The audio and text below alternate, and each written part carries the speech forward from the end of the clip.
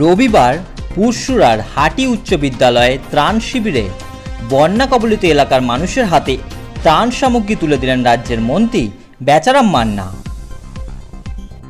এদিন উপস্থিত ছিলেন পুরসুরা পঞ্চায়েত সমিতির সহসভাপতি খোকন মল্লিক সহ প্রধান, উপপ্রধান ও জনপ্রতিনিধিবৃন্দ।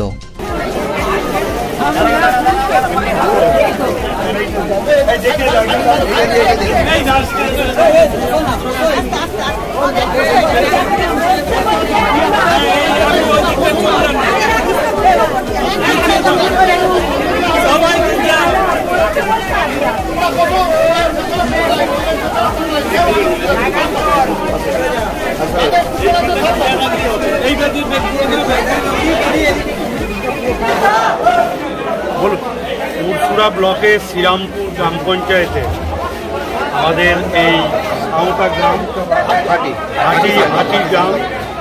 হাটি গ্রামে আমরা এসেছি বন্যার্থ মানুষের আমাদের সামান্য কিছু খাদ্য শুকনো খাবার তুলে দেওয়ার জন্য। আমাদের পঞ্চায়েত সমিতির সহকারী সভাপতি মিসমা উদ্দিন এবং আমাদের স্থানীয় প্রধানরা সকলেই এখানে রয়েছে। আমরা রাজ্যের মাননীয় মুখ্যমন্ত্রীর দেশে বন্যার্থ মানুষের পাশে আমরা সর্বান্তকরণে রয়েছি, যাতে কোনো অসুবিধে না হয় সেটাই লক্ষ্য হচ্ছে আমাদের সর্বক্ষণ।